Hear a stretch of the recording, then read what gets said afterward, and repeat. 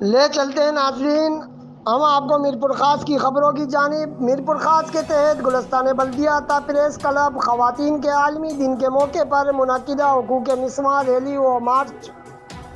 مارچ میں نائب ناظمہ جماعت اسلامی حلقہ خواتین محترمہ فوزیہ خالد صاحبہ، ناظمہ ضلع میرپور خاص حلقہ خواتین محترمہ ندرت احمد، ناظمہ شہر محترمہ طیبہ طارق، محترمہ رضیہ اصلاح الدین کی قیادت میں مختلف شعبہ ہائے زندگی سے وابستہ خواتین نے بڑی تعداد میں شرکت کی۔ مارچ میں شامل خواتین نے ہاتھوں میں پلے کارڈز اور بینر اٹھا رکھے تھے جن پر خواتین کے ساتھ ہونے والے استحصال اور ناروا سلوک کے خلاف نعرے درج تھے۔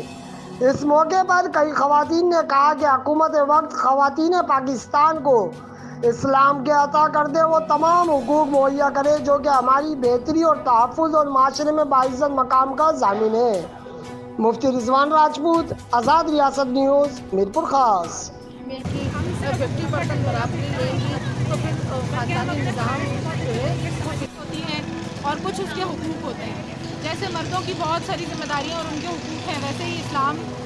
کے اندر عورتوں کی بھی بہت ساری ذمہ داریاں اور ان کے حقوق ہیں، اور ہم مسلمان خواتین ہونے کی حیثیت سے صرف حقوق کا ڈنڈورا نہیں پیٹنا چاہتے، بلکہ ہم اس بات کے لیے یہاں پہ آئے ہیں کہ ہم اپنی ذمہ داریاں پورے